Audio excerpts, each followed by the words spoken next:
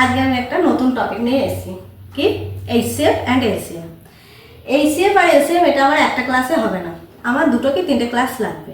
ঠিক আছে, একদম সুন্দরভাবে ছোট থেকে একদম ক্লিয়ার করে বুঝিয়ে দেবো। আজকে আমি শুধু এইচসিএফ বোঝাবো।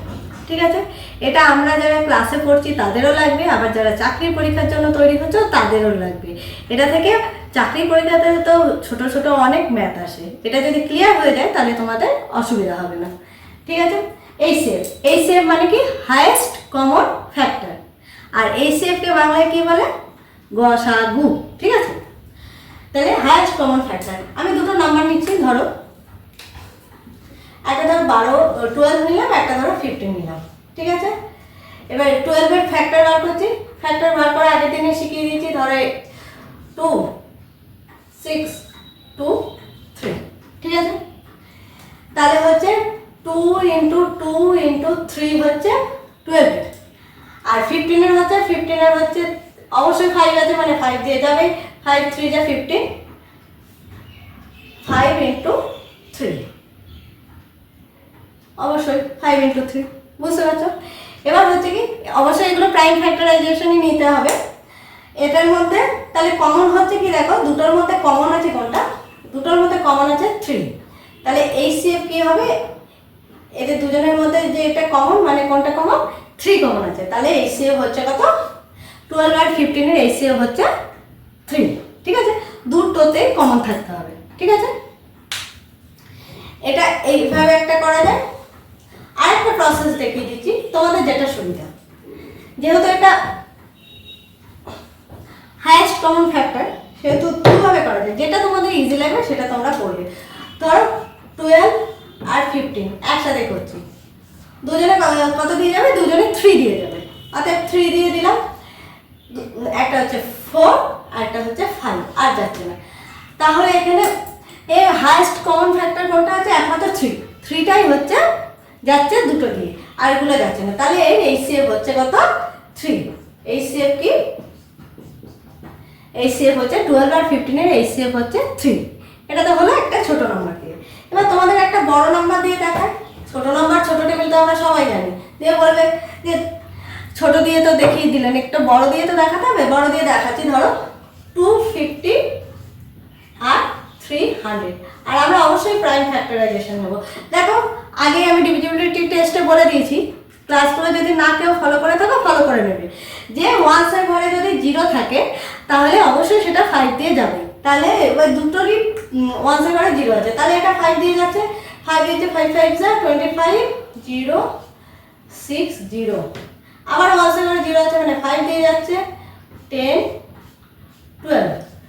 এবার দেখো এটা 5 দিয়ে আর যাচ্ছে না, তাহলে কত ইভেন নাম্বার আছে আর 0 আছে, অবশ্যই তাহলে 2 দিয়ে যাবে, 2 দিয়ে দিচ্ছি 2 দিয়ে দিচ্ছি 5 6, আর যাচ্ছে না, তাহলে এ কি হলো, এটা তাহলে এইচসিএফ কি হচ্ছে 5 × 5 × 2, তারপরে 5 × 5 × 2 5 5 যা 25 × 15, তাহলে এদের এইচসিএফ কত হচ্ছে 50। ঠিক আছে, এটা আরেকটা ভাবে দেখাচ্ছি। এবার দুটো নম্বর, এবার 3টে নম্বর দিয়ে দেখাচ্ছি, দুটো নম্বর দিয়ে তো হলো, এবার 3টে নম্বর দিয়ে দেখাচ্ছি। ধরো 24 36 আর ধরো 64, অবশ্যই এটা 2 দিয়ে যাচ্ছে, যেহেতু আমাকে প্রাইম ফ্যাক্টরাইজেশন নিতে হবে, 2 দিয়ে যাচ্ছে 12 18 32, আবার 2 দিয়ে যাচ্ছে 6 9 16 6 19। দেখো এরপরে হচ্ছে এই 3টে একই নাম্বার দিয়ে আর যাচ্ছে না, 6 আর 16 হচ্ছে 2 দিয়ে যাবে, কিন্তু 9টা যাচ্ছে না, তাহলে আমার আর যাবে না, কেন হাইয়েস্ট নিতে হবে, সব কটা যেতে হবে তবেই আমার এইচসিএফ বেরোবে। ঠিক আছে, তাহলে এদের এইচসিএফ কত হচ্ছে 4, কত হচ্ছে 2 2 যা 4, এটা হচ্ছে এদের এইচসিএফ। এটা হচ্ছে ফ্যাক্টরাইজেশনের সাহায্যে যেভাবে এইচসিএফ করতে হয় সেটা আমি তোমাদেরকে দেখাবো।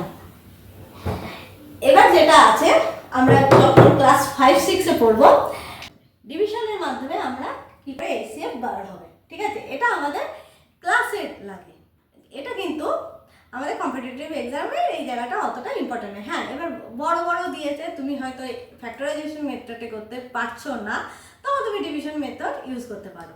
এবার ডিভিশন মেথডটা দেখো, ধরো দুটো দিচ্ছি, একটা ধরো 50 আর একটা ধরো 110। এই দুটো লং ডিভিশন মেথডে কি করে আমি এইচসিএফ বার করবো, খুব সোজা। প্রথমে 50-কে 110 দিয়ে ডিভাইড করছি, ঠিক আছে। 2 যা হচ্ছে 100, মাইনাস করলে কত হয়ে গেল, 10 হয়ে গেল, ঠিক আছে। এবার এর যে রিমাইন্ডার সেটাকে সেইখানে এই নাম্বারটা নিয়ে আসবে। এবার যেটা ডিভিজার ছিল এবার সেটা ডিভিডেন্ড হয়ে যাচ্ছে, ঠিক আছে। আর রিমাইন্ডারটা এবার ডিভিজার হয়ে যাচ্ছে, দিয়ে আবার ডিভাইড করবো। ডিভাইড করলে কত হচ্ছে 5 যা 10, 5 যা 50, তাহলে মিলে গেল।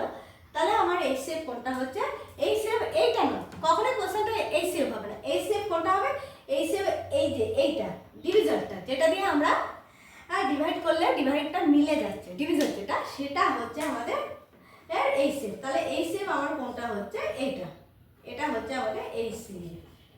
হ্যাঁ, এটা লং ডিভিশন করতে হতে দুটো নম্বরের ক্ষেত্রে এটা দেখাবো। এবার 3টে নম্বরের ক্ষেত্রে কি হলো, 3টে নম্বরের ক্ষেত্রে কি হবে দেখো,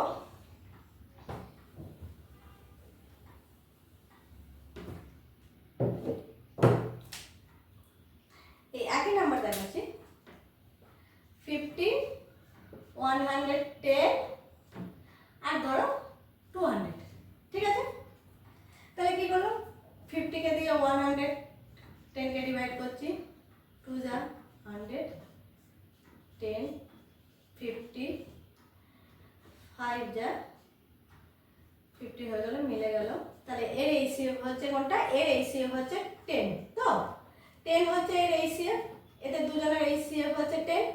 এর যে এইচসিএফ হচ্ছে সেটা দিয়ে আমি পরেরটা করব, মানে এর এইচসিএফ হয়েছে 10, তাহলে তারপরে নাম্বার কোনটা পড়ে আছে 200, এটাকে ডিভাইড করব। 2 যা হচ্ছে 20, এই জিরোটা নেমে গেল, এখানে চলে গেল, মিলে গেল। তাহলে পুরো এই 3টের এইচসিএফ কত হচ্ছে, অবশ্যই 10 হচ্ছে, অবশ্যই কত হচ্ছে 10 হচ্ছে এদের এইচসিএফ। এবার যদি ধরো এখানে মিলে গেল, যদি না মিলতো, ধরো এখানে মিলতো না, মিলছে না, ধরো এখানে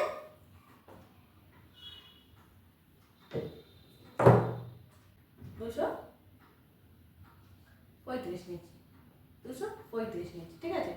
তাহলে দুবার গেল 20, 3, 5 হচ্ছে, 3 বার গেল 35, 3 বার গেল 35, সরি 5, তাহলে হচ্ছে মিলছে না। তখন এই রিমাইন্ডারটা আবার এই 10 চলে এলো, আবার একইভাবে এখানে 2 হলো, এখানে 10 মিলে গেল।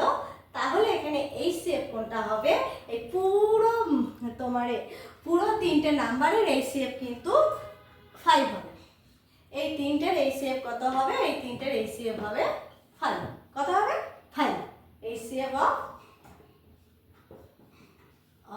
এত এত অ্যান্ড এত কত হচ্ছে 5 হচ্ছে।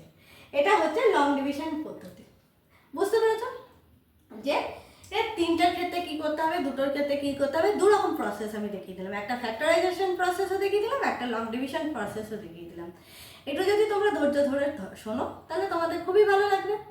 এবার যদি আমার ক্লাসটা ভালো লাগে অবশ্যই আমাকে এনকারেজ করো, লাইক, কমেন্ট, শেয়ার আর সাবস্ক্রাইব করেই দাও। সাবস্ক্রাইব তো করবেই, না হলে আমাকে যদি ইন্সপায়ার না করো আমার তো ক্লাস আনতে সত্যি অত ভালো লাগবে।